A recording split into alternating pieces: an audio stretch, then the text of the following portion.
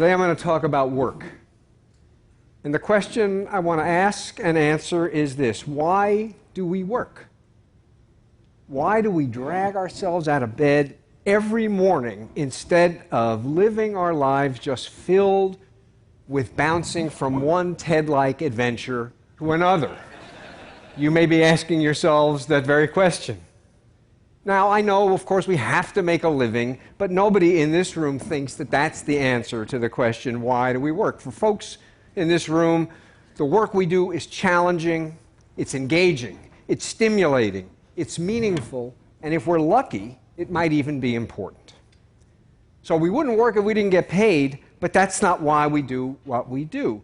And in general, I think we think that material rewards are a pretty bad reason for doing the work that we do. When we say of somebody that he's in it for the money, we are not just being descriptive.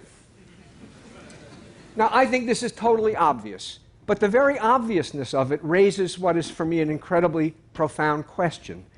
Why, if this is so obvious, why is it that for the overwhelming majority of people on the planet, the work they do has none of the characteristics that get us up and out of bed and off toward the office every morning?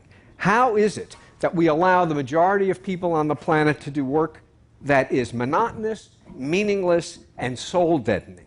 Why is it that as capitalism developed, it created a mode of production of goods and services in which all the non-material satisfactions that might come from work were eliminated? Workers who do this kind of work, whether they do it in factories, in call centers, or in fulfillment warehouses, do it for pay. There is certainly no other earthly reason to do what they do except for pay. So the question is, why? And here's the answer. The answer is technology. Now, I know, yeah, technology, automation, screws people, blah, blah. That's not what I mean. I'm not talking about the kind of technology that has enveloped our lives and that people come to TED to hear about. I'm not talking about the technology of things, profound though that is. I'm talking about another technology. I'm talking about the technology of ideas. I call it idea technology. How clever of me. In addition to creating things, science creates ideas. Science creates ways of understanding.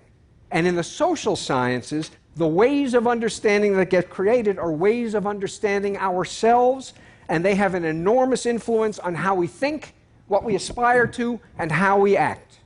If you think your poverty is God's will, you pray. If you think your poverty is the result of your own inadequacy, you shrink into despair. And if you think your poverty is the result of oppression and domination, then you rise up in revolt. Whether your response to poverty is resignation or revolution depends on how you understand the sources of your poverty. This is the role that ideas play in shaping us as human beings, and this is why idea technology may be the most profoundly important technology that science gives us. And there's something special about idea technology that makes it different from the technology of things. With things, if the technology sucks, it just vanishes, right? Bad technology disappears. With ideas, false ideas about human beings will not go away if people believe that they're true.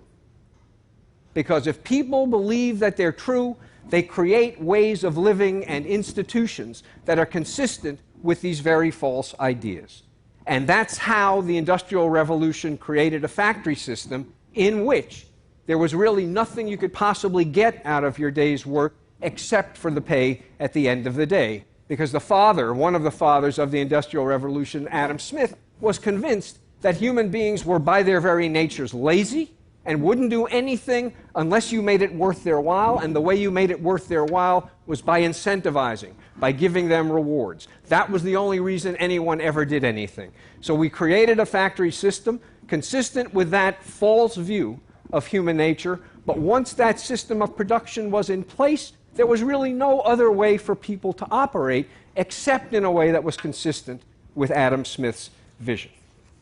So the work example is merely an example of how false ideas can create a circumstance that ends up making them true. It is not true that you just can't get good help anymore. It is true that you can't get good help anymore when you give people work to do that is demeaning and soulless. And interestingly enough, Adam Smith, the same guy who gave us this incredible invention of mass production and division of labor, understood this. He said of people who worked in assembly lines, men who worked in assembly lines, he says, he generally becomes as stupid as it is possible for a human being to become. Now notice the word here is become. He generally becomes as stupid as it is possible for a human being to become. Whether he intended it or not, what Adam Smith was telling us there is that the very shape of the institution within which people work creates people who are fitted to the demands of that institution and deprives people of the opportunity to derive the kinds of satisfactions from their work that we take for granted. The thing about science, natural science, is that we can spin fantastic theories about the cosmos and have complete confidence that the cosmos is completely indifferent to our theories. It's going to work the same damn way no matter what theories we have about the cosmos. But we do have to worry about the theories we have of human nature, because human nature will be changed by the theories we have that are designed to explain and help us understand human beings. The distinguished anthropologist Clifford Geertz said years ago that human beings are the unfinished animals. And what he meant by that was that it is only human nature to have a human nature that is very much the product of the society in which people live.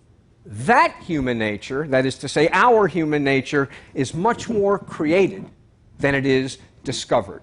We design human nature by designing the institutions within which people live and work.